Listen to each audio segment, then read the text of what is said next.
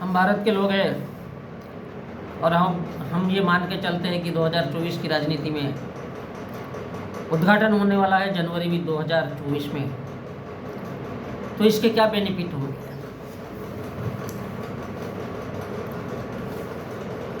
2024 में इसके क्या बेनिफिट होंगे, तो सबसे शुरुआत यहाँ से करते हैं।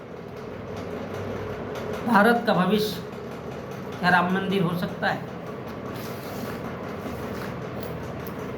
क्या भारत का भविष्य राम मंदिर हो सकता है? राम का मंदिर बनाने से सिर्फ इस देश के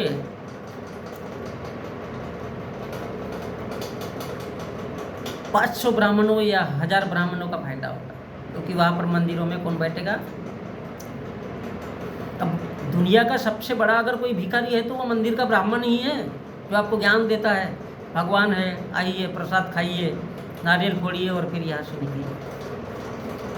दुनिया का सबसे बड़ा भिखारी, लेकिन वो खुले तौर पर लोगों को समझ में नहीं आता। अब अगर 2024 में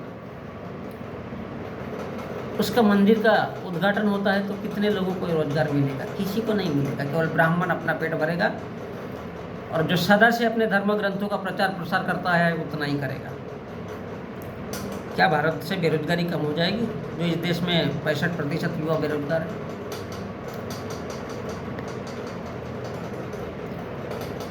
क्या भारत के किसानों की समस्याएं हल हो जाएगी? क्या भारत के उन गरीब मजदूर भूखमर्रा लोगों को उनकी आवश्यकताओं की पूर्ति कर दी जाएगी? क्या मजदूर को रोजगार मिलेगा? क्या राम मंदिर बनाने से जो 40,000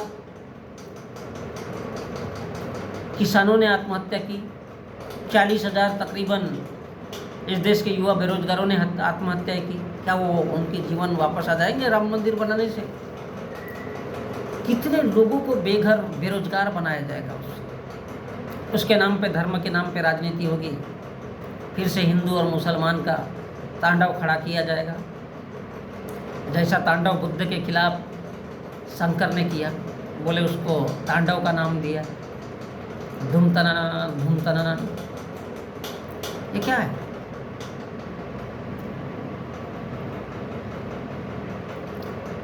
ये क्या है? वही थ्योरी है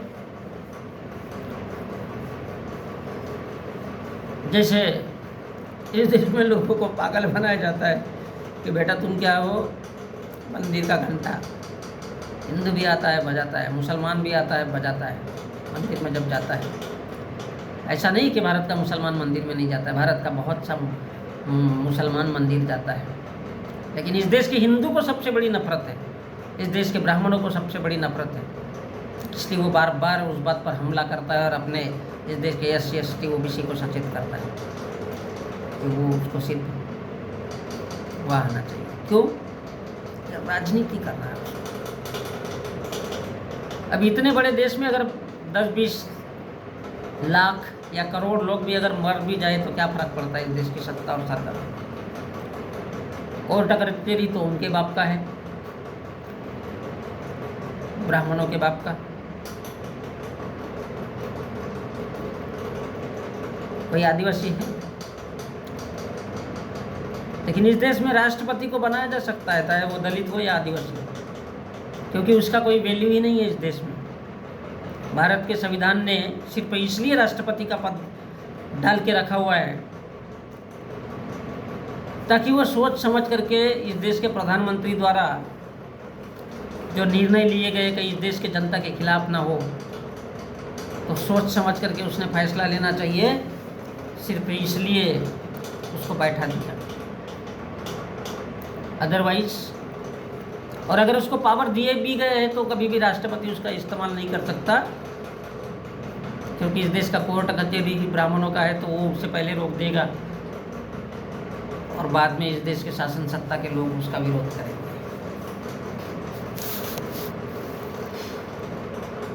राम मंदिर की चकाचौंध जो लोगों को दिखाई जा रही है, ये सिर्फ 2024 के लिए एक ऐसी राजनीति है,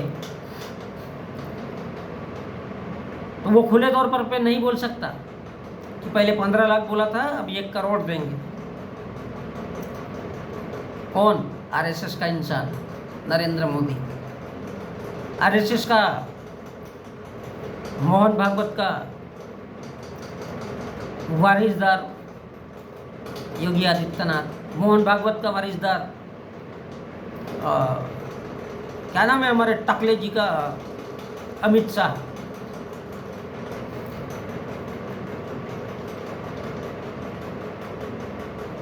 तो खुले तौर पे तो अब नहीं बोल सकते हैं ना कि 15 लाख, पहले ही बोल चुके, अब तो नहीं बोल सकते। जनता की तारीफ की थी कि बोले जनता इस देश की क्या है।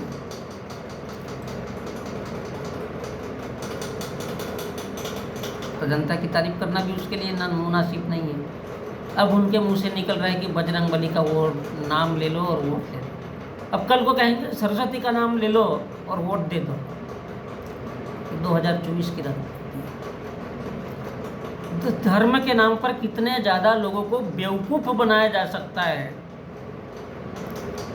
कितने ज़्यादा लोगों को साधा जा सकता है ताकि इस देश का SC ST OBC ब्राह्मण बनिया और ठाकुर एक जगह हो जाए। क्योंकि झूठ बोलना भी एक कला है, हर किसी के बस की बात नहीं होती। और इसलिए मैं बार बार कहता हूँ कि इस देश में अगर प्रधानमंत्री, सांसद और मुख्यमंत्री बनना है तो फिर इस देश की जनता की तारीफ।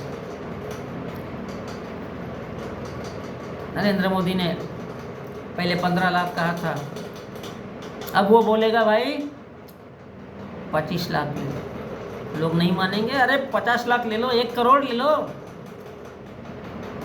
वोट तो आरएसएस को ही देना है, अर्थात बीजेपी को देना है। आरएसएस और बीजेपी कोई भी अलग नहीं है, एक ही है। और उसकी सेकंड बी पार्टी कांग्रेस है, जिसके लिए अंबेडकर ने लिखा था beware of Congress, slow poison.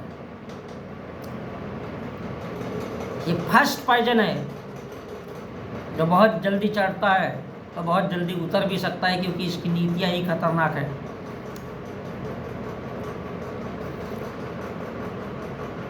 लेकिन कांग्रेस स्लो पॉइजन है, वो आपको जिंदा भी नहीं रहने देगी तो मरने भी नहीं देगी।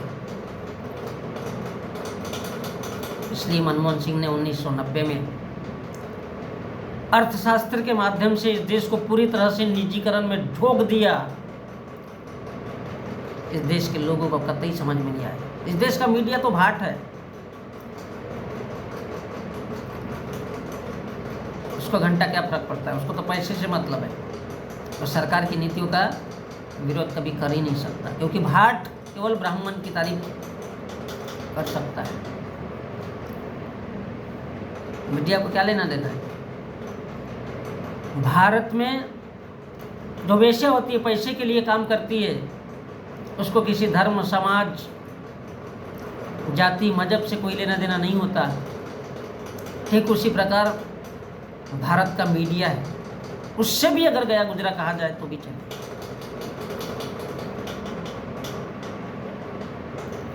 क्योंकि और जिस देश का कोर्ट कचहरी चाहता हो कि भारत में वेश्याएं बनी रहे, तो सोच सकते हो कि भारत के मीडिया की कितनी तारीफ करता होगा। जो खुद ही न्याय प्रणाली है और खुद ही भारत के संविधान का उल्लंघन करता हो, उनको कितने जूते मारना चाहिए। यही 2024 का राम मंदिर का मुद्दा है।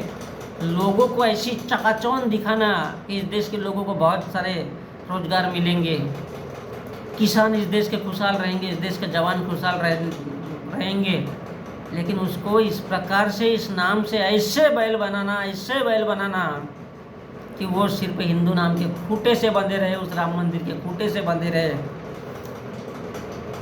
और वो खूंटा किस चीज़ का है?